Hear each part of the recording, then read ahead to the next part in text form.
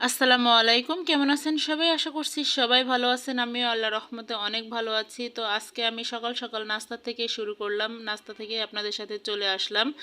এখন বাজে সকাল 7টা। সকালে আমি পরোটা আর ডিম ভাজি করে নিচ্ছি, আর সাথে বাসায় মিষ্টি আছে, মিষ্টি দিয়ে পরোটা দিয়ে ডিম ভাজি দিয়ে এটা দিয়ে আজকে আমাদের নাস্তা হবে। তো নাস্তাটি কার কার পছন্দ হয়েছে, কেমন লেগেছে অবশ্যই আমাকে কমেন্টে জানাবেন।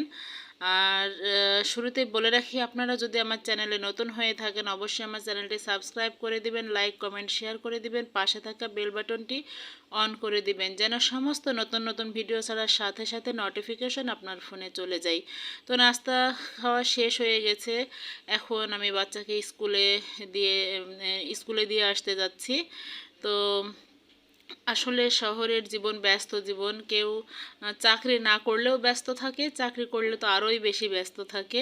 তো আমরা যারা গৃহিণীরা আছি তারা অবশ্যই অনেক ব্যস্ত থাকি। সকালটা আমাদের শুরু হয় ব্যস্ততার মধ্যে দিয়ে এবং শেষ হয় রাত্রের অনেক অনেক রাত্রে, দেখা যাচ্ছে 12টা 12:30 বেজে যায়। তখন আমাদের ব্যস্ত জীবনটা একটু কমে। তো এই যে মাঝখানে গাড়ি ঘোড়া চলছে, চারিদিকে যে গাছপালা, এই পরিবেশটা আপনাদের সাথে একটু শেয়ার করলাম। তো চলে আসলাম দুপুরের রান্নাবান্নায়। আজকে দুপুরের রান্না করব ঝিঙে ঝিঙে দিয়ে বাটা মাছ দিয়ে আমি আজকে রান্না করব। তো বাটা মাছগুলো এগুলো বড় বড় বাটা মাছ। তো অনেক টেস্ট, আসলে পুকুরের মাছের মতো টেস্ট। আমরা ছোটোবেলায় যখন পুকুরের মাছ খাই, গ্রামে গেলে পুকুরের নদীর মাছ যেমন খেতে পছন্দ করি, আসলে এই বাটা মাছটা খেয়ে আমি সেই রকম স্বাদ পেয়েছি। তো ঝিঙেগুলা কেটে নিলাম। এখন আমি এই যে মাছগুলা ভাজতে এসেছি, এগুলা বাটা মাছ। তো অনেক বড় বড় সাইজের বাটা। তো মাছগুলো আমার ভাজা হয়ে গেছে। তো আমরা আসলে একে অপরকে যদি সাহায্য সহযোগিতা করি তাহলে আমরা খুব দ্রুত এগিয়ে যেতে পারবো আমাদের লক্ষ্যে। তো আপনাদের কাছে রিকোয়েস্ট, আপনারা ফুল ভিডিওটি দেখে নেবেন আর অবশ্যই কমেন্ট করবেন, লাইক করবেন, তাহলে আপনার একটা লাইক আমার এই ভিডিওটিকে পৌঁছে দিতে পারে আরও অনেক জায়গায়, অনেক বন্ধুর কাছে।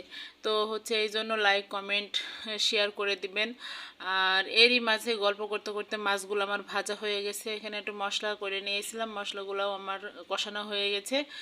আমি শুধু অল্প পরিমাণে রসুন বাটা দিয়েছি, জিরা বাটা আর হলুদ আর লবণ, মরিচ, কাঁচা মরিচ দিয়েছি, শুকনো মরিচ দেই নাই। আমি সবজিতে শুকনো মরিচ সাধারণত দেই না, কারণ শুকনো মরিচ দিলে কালারটা নষ্ট হয়ে যায়, এই জন্য।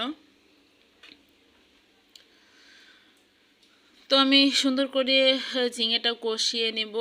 আসলে ঝিঙের থেকে প্রচুর পানি বের হয়েছে, আমি এক্সট্রা কোনো পানি অ্যাড করিনি, ঝিঙের পানিটাই এরকম হয়ে গেছে। তো এর মধ্যেই আমি ভাজা মাছগুলা দিয়ে দিলাম। আমি বেশি ঝোল করব না, ঝিঙের ঝোল আমার বেশি পছন্দ হয় না, এই জন্য আমি বেশি পানিও দিলাম না।